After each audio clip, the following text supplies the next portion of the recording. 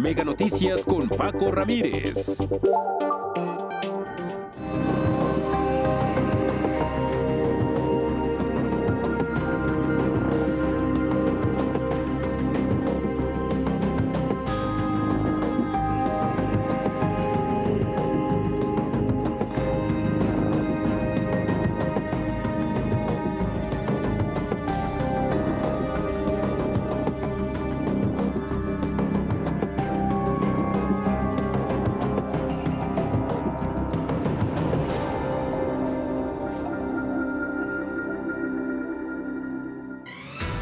Nunca antes en la historia se había tenido un registro tan alto.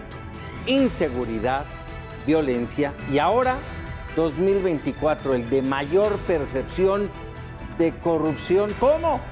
Si nos habían dicho insistentemente, nos lo han hecho decir y escuchar, que ya se acabó con ella, que nunca más casas blancas y estafas maestras.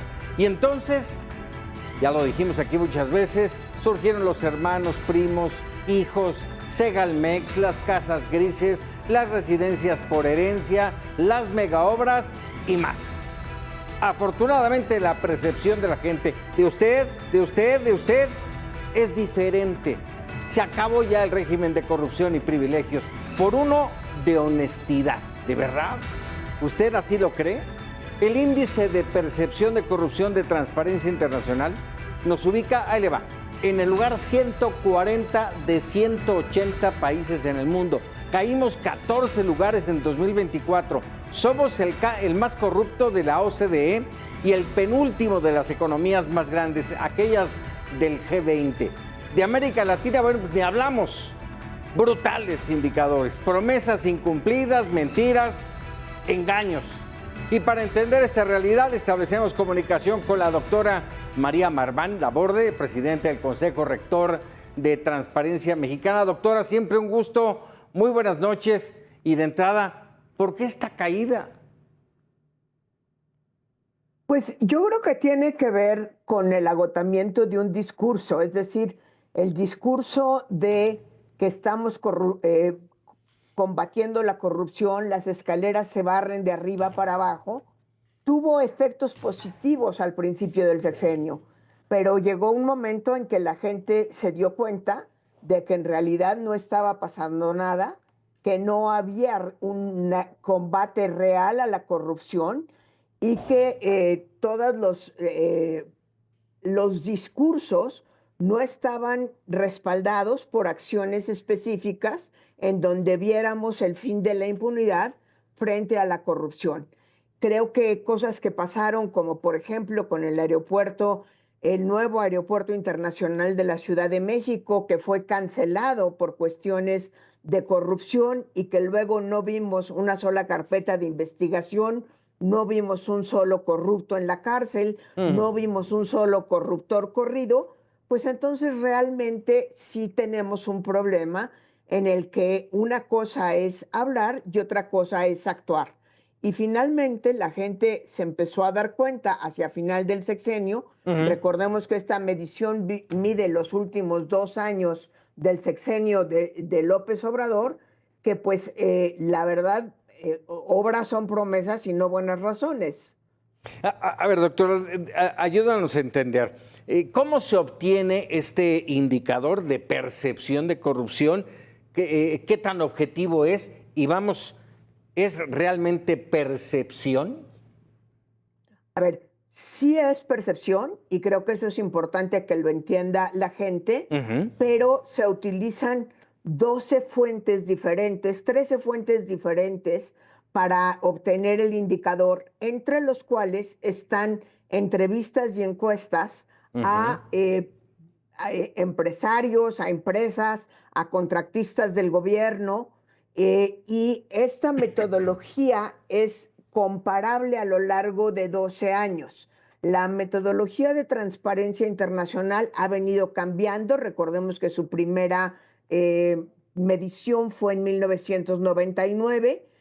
No podemos comparar el ciclo de 25 años porque ha habido cambios importantes en la metodología, pero los últimos 12 años, de 2012 a 2024, coincidentemente con dos sexenios nuestros, el de Peña Nieto y el de López Obrador, sí son comparables.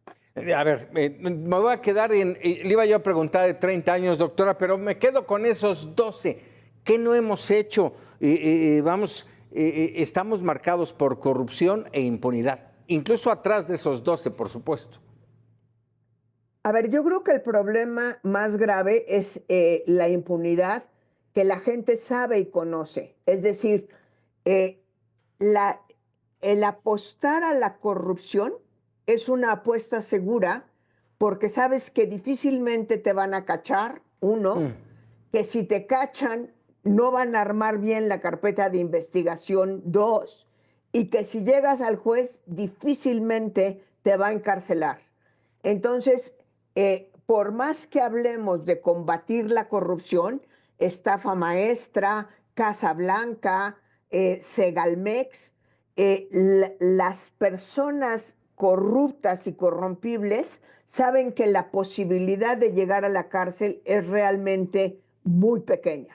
Tan es así, y voy a recordar, recordarás tú, por supuesto, doctora, aquella frase de vivir fuera del presupuesto es vivir en el error. Y llegamos a la instancia ahora, la última, de Pedro Aces, el diputado, que dice que tiene cola, sí, pero de hámster, o aquel que robaba poquito. Con ese cinismo es como los funcionarios hoy nos hacen y nos avientan a la cara la corrupción y la impunidad.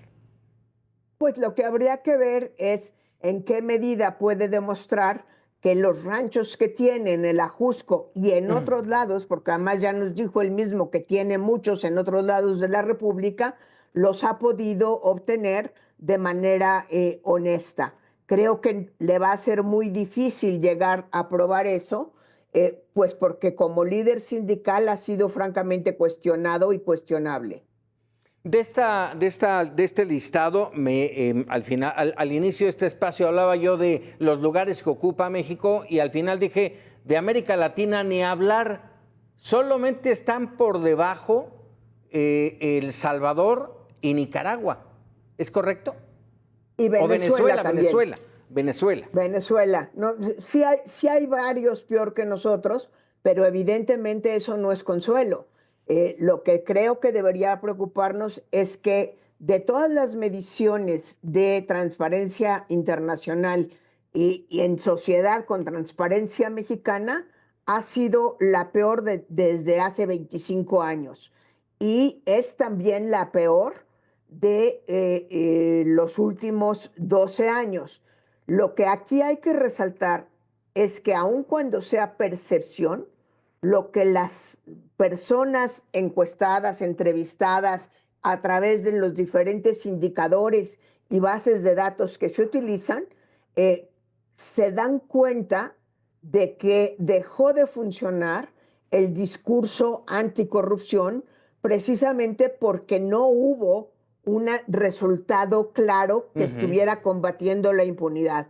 Lozoya no está en la cárcel, Ignacio Ovalle está protegido por el sistema, hay 26 indiciados en el caso de Segalmex, pero ninguno de ellos ha llegado a la parte final del juicio para ser condenado. Es decir, creo que aquí tenemos un problema muy grave de impunidad.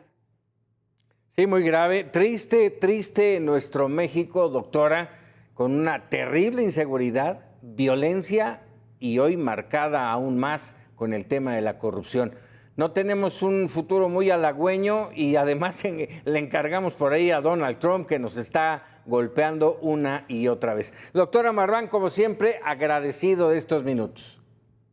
Muchísimas gracias, Paco. Muy buenas noches a ti y a todo el auditorio, que seguirán viéndote, por supuesto, en lo que queda del programa. Muchísimas gracias.